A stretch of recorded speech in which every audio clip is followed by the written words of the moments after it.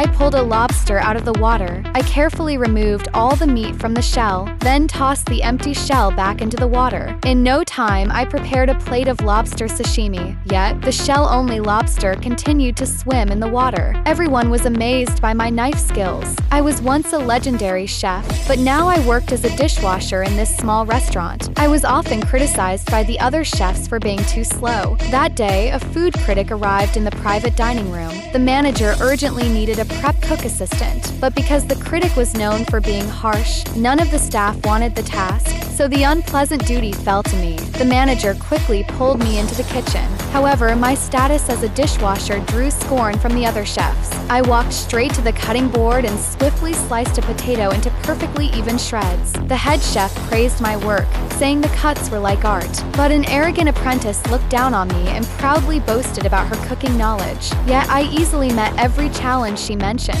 The head chef assigned me to prepare a soup on my own. Before long, everyone else had finished their dishes. The apprentice mocked me because my soup wasn't ready yet. Seeing that I was alone in the kitchen, I used magic to instantly bring the soup to the perfect temperature. By then, the dishes prepared by the other chefs had failed to impress the food critic. Seeing my chance, I calmly entered the dining room. Critic was immediately drawn in by the aroma of my soup. Just as he was about to taste it, his companion stopped him, saying it was probably as bad as the previous dishes. Critic seemed to agree. Angered by the critic's reaction, the apprentice yelled at me. When they learned I was just a dishwasher, the critic furiously scolded me for being disrespectful. To make matters worse, he demanded the head chef taste the soup himself, or he would ruin the restaurant's reputation. The head chef, fearing his lifelong work would be destroyed, reluctantly took a sip. As the apprentice was blaming me for causing trouble, the head chef exclaimed with emotion that it was the most delicious soup he had ever tasted.